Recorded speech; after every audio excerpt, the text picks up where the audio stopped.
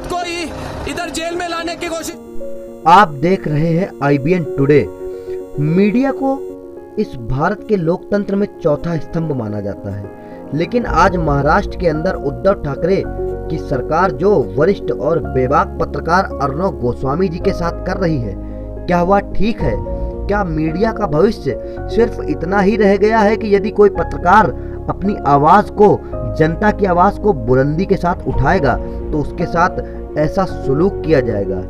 आज मैं IBN today से शिवांक अग्निहोत्री आपके सामने लेकर आया हूं एक शो जो कि अर्णव गोस्वामी जी के पक्ष में है, जिसका नाम रखा गया है आई सपोर्ट अर्णव गोस्वामी। और शायद मेरे हिसाब से देश के हर एक न्यूज़ चैनल को एक शो अर्णव गोस्वामी जी के लिए अवश्य बनाना चाहिए, जिससे उद्धव ठाकरे सरकार को ये पता चले कि देश की मीडिया बटी नहीं है, एकजुट होकर अर्णव जी के सपोर्ट में खड़ी हुई है।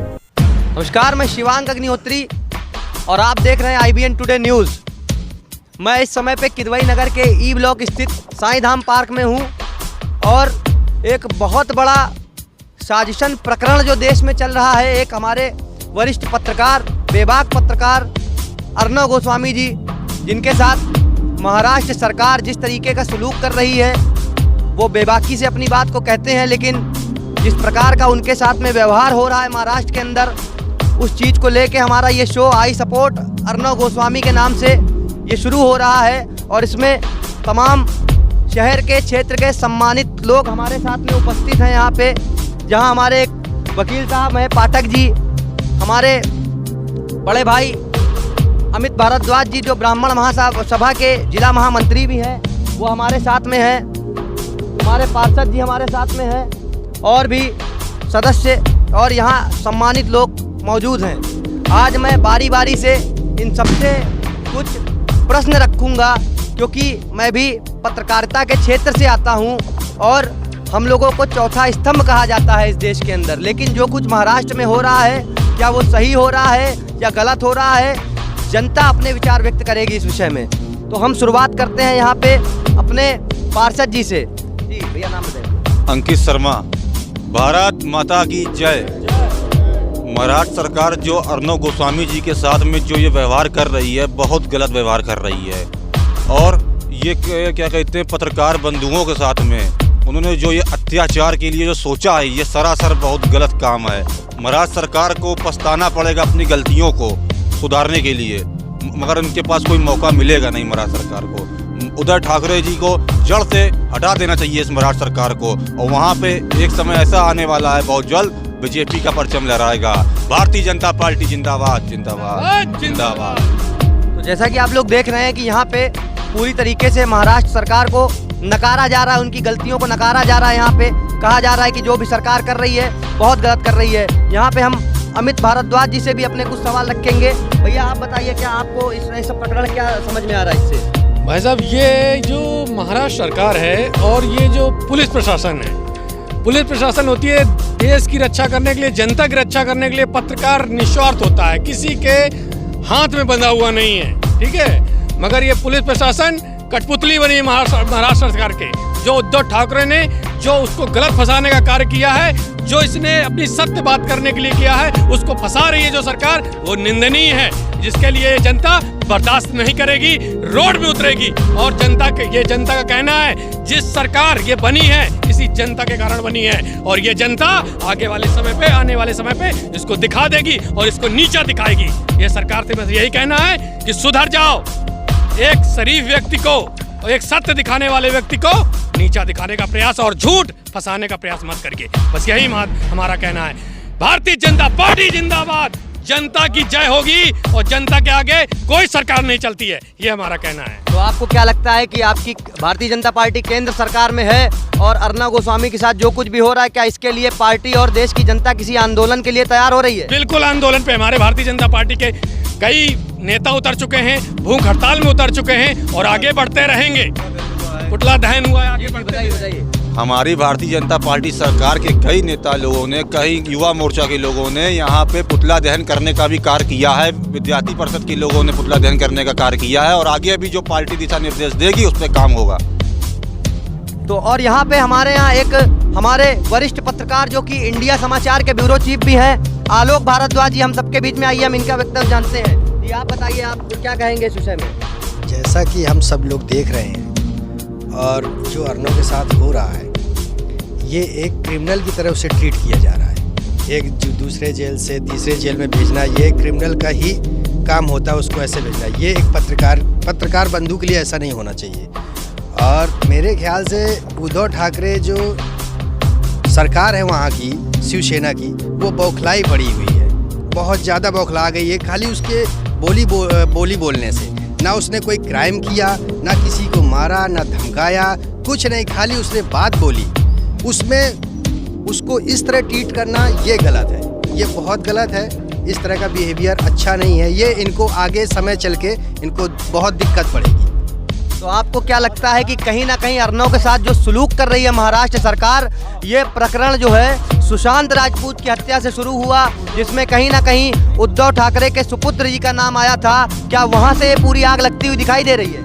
जैसे कि सुशांत राजपूत हो गया, पालघर कांड हो गया, ऐसे बहुत से कांड है जो उसने सच्चाई दिखाने की प्रक्रिया चालू किया, जिससे कि उधर साइड महाराष्ट्र की सरकार को थोड़ा सही नहीं लगा उस चीज़ में, तो वो उन्होंने इसको दबाने की कोशिश किया, इनके चैनल बंद करने की कोशिश किया, लेकिन वो भी नहीं कर पाए। तो सीधा एक मुलजिम के साथ इस तरह ट्रीट किया जाता है। एक पत्रकार है, वो चौथा स्तंभ है हमारे भारत का, उसके साथ में ऐसा करना बहुत गलत बिहेवियर है। एक कोर्ट के साथ उसे अरेस्ट करना चाहिए, एक एप्लीकेशन भेजी जाती है, लेकिन उसे डायरेक्ट घर से उठा लाना ये बहुत गलत है। चलिए, आपने कोर्ट का नाम लिया है तो हमारे बीच में एक वरिष्ठ वकील भी हैं जिनकी प्रतिक्रिया हम जानना चाहेंगे इस विषय में। आप इस प्रकरण को किस नज़र से देख रहे हैं? मैं इस प्रकरण को बहुत ही बारीकी से देख रहा हूं, और जिस तरह जो है अर्नव गोस्वामी जी को घर से ले जाया गया है, जैसे क्रिमिनल फेस किया गया है, जबकि वो क्रिमिनल नहीं, एक एडिटर है, और उनको एप्लीकेशन बिना दिए ही उनको घर से ले जाया गया है, और वो भी पता चला है कि उसमें उनको मारा भी गया है। और जिस तरह ये अत्याचार है, सरासर अत्याचार है उद्धव सरकार का, और उद्धव सरकार ज़्यादा दिन चलने वाली नहीं है, और जिस तरह अर्नव गोस्वामी के साथ चल रहा है, ये सरासर अन्याय है, सरासर गलत है, और मैं खुलकर अर्नव गोस्वामी के साथ पूरा सपोर्ट करता हूँ। पूरा भारत देश मेरे साथ सपोर्ट कर रहा है। तो जैसा आप देख रहे हैं कि एक वकालत के पेशे से जुड़े हुए व्यक्ति भी सपोर्ट कर रहे हैं अर्नव गोस्वामी का, और ये हमारे बड़े भाई हैं, इनकी भी प्रतिक्रिया हम जानना चाहेंगे। जी आपका नाम? राजीव मिश्रा। जी आप इस प्रकरण को किस नज़र से देख रहे हैं? मैं ये देख रहा हूँ कि भारत एक लोकतांत्रिक देश है। लोकतांत्रिक देश में पत्रकार एक चौथा स्तंभ होते हैं, मीडिया, और उनके साथ जो दुर्व्यवहार किया जा रहा है वो बहुत निंदनीय कार्य है महाराष्ट्र सरकार द्वारा, और मैं उसका पुरजोर विरोध करता हूँ, और अर्नव गोस्वामी जी को तुरंत रिहा करने की अपील करता हूँ महाराष्ट्र सरकार से।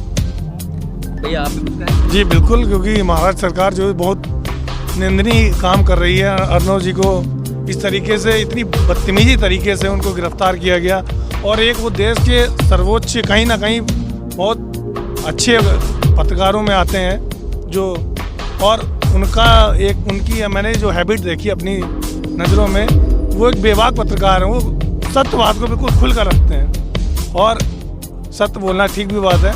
और अर्नव जी की मैं रिहाई की मांग करता हूं, उनके साथ न्याय हो। महाराष्ट्र सरकार के बहुत निंदनीय काम है, मैं उनके पक्ष में बिल्कुल बात नहीं करता, क्योंकि इस तरीके से एक सामान्य पत्रकार को गिरफ्तारी करना बहुत बेबाक बात है। हर घर से अर्नव निकलेगा। बताइए अपनी बात। हमने कहा कितने अर्नव बंद करेंगे? हिंदुस्तान में हर घर से अर्नव निकलेगा। कितने अर्नव बंद करेंगे? ये जनता में हर एक घर के व्यक्ति में एक अर्नव निकलेगा, और कितने अर्नव ये महाराष्ट्र सरकार बंद करेगी। हम देखते हैं हर गली में, हर मोड़ पे, हर चौराहे पे हर एक अर्नव खड़ा होगा। और ये भारत देश की जनता है, किसी की गुलाम नहीं है, ये पाकिस्तान नहीं है। महाराष्ट्र सरकार इसको पाकिस्तान न समझे, ये हिंदुस्तान है, निस्वार्थ है, जनता फ्री है, और पत्रकार बिल्कुल फ्री है, किसी के दबाव में नहीं जीता है। इसलिए मैं यही महाराष्ट्र सरकार को बताना चाहता हूँ, कितने अर्नव बंद करोगे? हर घर से अर्नव निकलेगा। तो जैसा कि आप देख रहे हैं कि यहाँ पे जनता के बीच में काफ़ी रोष दिखाई दे रहा है, और बताया जा रहा है कि आप कितने अर्नव को बंद करोगे, हर घर से अर्नव निकलेगा। और हमारे बीच में यहाँ काफ़ी बुजुर्ग लोग भी हैं, हम उनसे भी इनकी प्रतिक्रिया जानेंगे। चाचा जी मेरा नाम अरुण कुमार वाजपेयी है। मैं ये कहना चाहता हूँ कि भारतवर्ष में लोकतांत्रिक देश में ये जो अपने पत्रकार भाई हैं ये चौथे स्तंभ माने जाते हैं लोकतंत्र की तरह, लेकिन उनके साथ इतना दुर्व्यवहार हो रहा है महाराष्ट्र सरकार कर रही है, ये बहुत ही निंदनीय है।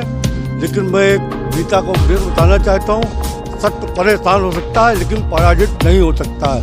हम लोग की जीत होगी, हम लोग जल्दी रिहा होंगे, ये मेरा आत्मविश्वास कहता है। और इसी से मैं महाराष्ट्र सरकार से अपील करता हूँ कि वो अर्नब गोस्वामी को बाइज्जत बरी करें, इसी में उनकी भलाई है, वरना वो रसातल में चले जाएंगे, उनको मिटने में कोई टाइम नहीं लगेगा। मुर्दाबाद मुर्दाबाद, मोदी जिंदाबाद जिंदाबाद, भारतीय जनता पार्टी जिंदाबाद जिंदाबाद। तो जैसा आप देख रहे हैं यहाँ पे में आ जाइए, अति शीघ्र अर्नब जी को अति शीघ्र आप रिहाई का आदेश दीजिए, अथवा आप धरातल में चले जाएंगे। आने वाला दिन आपको कोई पूछेगा नहीं। ये हमारे जो भैया हैं, ये भूटानी भैया हैं और ये किसी समय पे जो है आपके बहुत अच्छी तरह से शिवसेना में जुड़े हुए थे, उसके कार्यकर्ता भी रहे हैं। लेकिन आज इनके क्या विचार है शिवसेना को लेके, उद्धव ठाकरे की शिवसेना को लेके, आप जानिए। मैं जिस टाइम बाला साहब जी थे उनके फंडिंग मतलब था, उनके जो उन्होंने जो सोचा था, मगर वो चीज़ नहीं हो रही। जो उद्धव ठाकरे कर रहे हैं वो ये बहुत गलत कर रहे हैं। तो मेरा तो कहना है उद्धव जी अभी भी जाग जाओ, अति शीघ्र अर्नब जी की रिहाई का आदेश कीजिए और अपनी गलती का पश्चाताप कीजिए। जय हिंद, जय भारत। तो जैसा आप देख रहे हैं यहाँ पे हमारे जो अमित भारद्वाज जी हैं, उनका एक विचार हमने अभी सुना कि ये राष्ट्रपति शासन की बात कर रहे हैं यहाँ पे। आइए इनके विचार हम पुनः जानेंगे। ये सरकार ऐसे सुधरने वाली नहीं है। आप सोचिए, कंगना की बात हो गई, सुशांत, अगर अर्नब गोस्वामी कुछ नहीं होने वाला था, ना कोई करने वाला था कुछ, क्योंकि उसने सत्य की बात उठाई। सुशांत के मर्डर केस में उसने खोला वो, क्योंकि उसमें सब फंस रहे थे ना, उद्धव सरकार के मंत्री फंस रहे थे। तो उद्धव सरकार सोचा कि अगर मंत्री फंस गए मेरे तो ये तो गड़बड़ कर देगा, क्योंकि एक अर्नब गोस्वामी ऐसा चैनल है जो सत्य की बात रखता है, ठीक। तो उन्होंने उसको दबाने का काम किया, वहां से छूटे तो कंगना के ऊपर है बात। तो कंगना को भी अर्नब गोस्वामी ने ओके रखा, ठीक। जब साफ दिखाया तो उद्धव सरकार ने वहां भी फंसने को अपना देखा, तो उसने वहां भी दबाने का प्रयास किया। पालघर में ले लीजिए, पालघर में भी उद्धव सरकार फंस रही है, वहां भी उसने अर्नब को फंसाने का प्रयास, क्योंकि सत्य की हार कराना चाहते हो जो हो नहीं सकती, पत्रकार की जुबान बंद कराना चाहते हैं जो हो नहीं सकती है। बस मैं यही कहता हूं इस सरकार से और राष्ट्रपति जी से, यहाँ सिर्फ राष्ट्रपति शासन लगा दीजिए, ये अपने आप सुधर जाएंगे बस। और यहाँ पे हमारे एक बड़े भाई हैं एथलीट सात्विकी अवस्थी जी, वो भी यहाँ पे हम सबके बीच में उपस्थित हो चुके हैं, जो कि गेम्स से आते हैं, और इनसे भी हम इनके विचार जानेंगे। भैया बताइए। मैं तो यही बोलना चाहूँगा कि जब देश में हमारे पत्रकार नहीं सुरक्षित हैं तो आम जनता का क्या होगा, और इस देश के क्या सभी दुनिया के पत्रकारों को एक साथ इसका अपोज करना चाहिए, क्योंकि जो आज अर्नब के साथ घट सकता है वो कल आपके साथ भी घट सकता है। इसलिए सभी को एकजुट होकर के इसका विरोध करना चाहिए, चाहे वो कोई भी न्यूज़ चैनल हो, कोई भी पत्रकार हो, सभी को एक साथ रहना होगा। चाचा जी आप क्या कहेंगे इससे?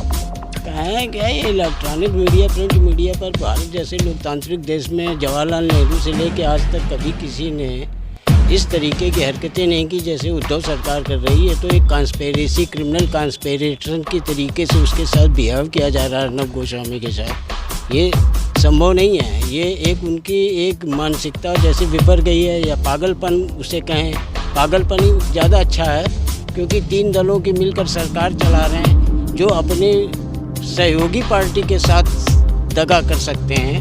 वो किसी पत्रकार को क्या कहा जाए, इलेक्ट्रॉनिक मीडिया, प्रिंट मीडिया जैसी चीज़ों को दबाना, ये एक बहुत ही ऐसा तो इमरजेंसी वगैरह में हुआ था जब 1975 में लगी थी। ये फर्स्ट टाइम मैं ऐसा देख रहा हूँ कि एक ऐसे सम्मानित पत्रकार को, इतने सत्य ढंग से चलने वाले पत्रकार को एक मारना पीटना, उसके बच्चे को मारना पीटना, उसके घर में घुस जाना। मुझे नहीं समझ में आता है कि मुंबई पुलिस के कमिश्नर ये क्यों नहीं कहते कि हमें उद्धव सरकार दबा रही है, ऐसा करने के लिए विवश कर रही, लाचार कर रही है, उनको पुलिस वालों को भी ये चाहिए। किसी भी सरकार में पुलिस ये नहीं होती कि वो सरकार के अनुसार कार्य करे।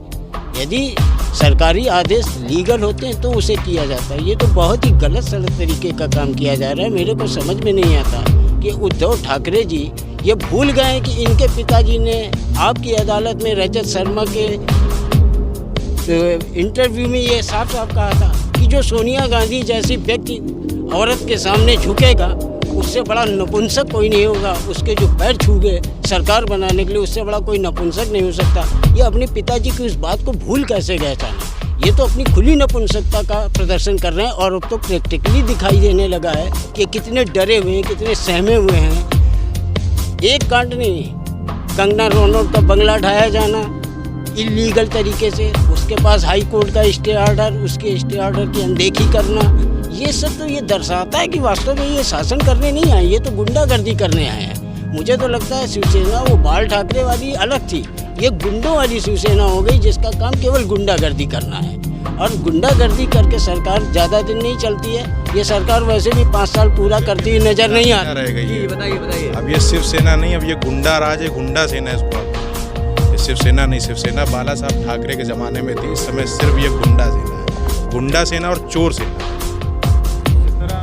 जिस तरह सभी डिपार्टमेंट के लिए आयोग बना है, वैसे मैं अपने पत्रकार भाइयों के लिए एक पत्रकार आयोग की मांग करता हूं। जिस तरह पत्रकार सुरक्षित रहें, बहुत बड़ी बात बोल रहे हैं आप। और पत्रकार सुरक्षित रह सके, कल को दूसरा अर्नो केस ना हो सके, इसलिए मैं पत्रकार आयोग का मांग करता हूं सरकार से। सारे पत्रकार एक होने चाहिए। तो देखिए कि ये हमारे वकील साहब हैं और इन्होंने बहुत बड़ी बात कह दी है कि पत्रकारों की सुरक्षा को लेके भी एक आयोग होना चाहिए। जैसे कि हम कानपुर शहर में हैं और कानपुर में अभी हाल ही में कुछ दिनों पहले एक हमारे बहुत अच्छे भाई थे शुभम मणि त्रिपाठी जी, उनकी भी हत्या कर दी गई थी। वो एक पत्रकार थे और तब हम लोग केवल आवाज़ उठा के रह गए थे, लेकिन शायद उनको अभी न्याय नहीं मिला है।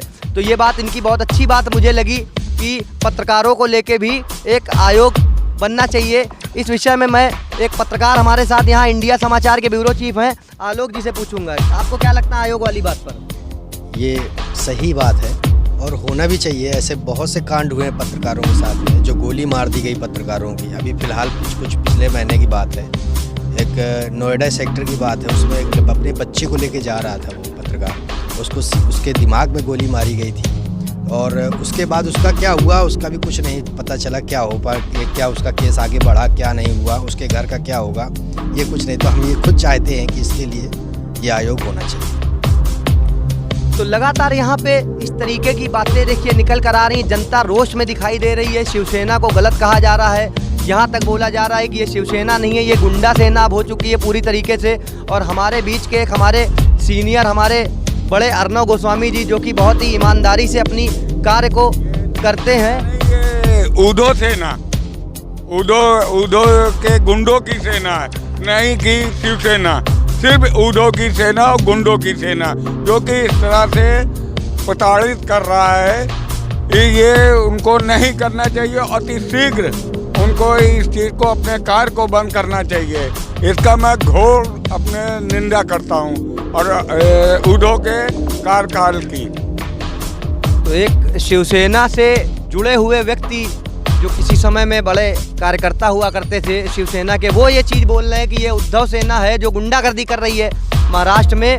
शिवसेना के विषय में एक हमारे भाई हैं, उनकी भी बात अंतिम सुन लेते हैं। 93 में हमारे पिताश्री श्री रुद्रनारायण अवस्थी शिवसेना से ही गोविंद नगर विधानसभा से विधायकी का चुनाव लड़ चुके हैं। उनसे ज़्यादा शिवसेना के विषय में कोई नहीं जानता। जो आज है और जो तब थी, दोनों में ज़मीन आसमान का अंतर हो चुका है। ये सिर्फ गुंडा सेना रह गई है। ये बाला साहब ठाकरे की शिवसेना नहीं, सिर्फ गुंडा सेना और सिर्फ गुंडा सेना। ये देखिए भाई बता रहे हैं कि इनके जो पिताजी थे वो गोविंद नगर विधानसभा से शिवसेना से ही विधायकी का चुनाव लड़े थे और क्या कहते हैं, ये बोल रहे हैं कि ये वो शिवसेना नहीं रह गई जो बाला साहब ठाकरे की हुआ करती थी। ये इस समय गुंडा सेना बन चुकी है। मैं संवाददाता शिवांक अग्निहोत्री, कैमरामैन सौरभ द्विवेदी के साथ IBN टुडे न्यूज़ से। धन्यवाद।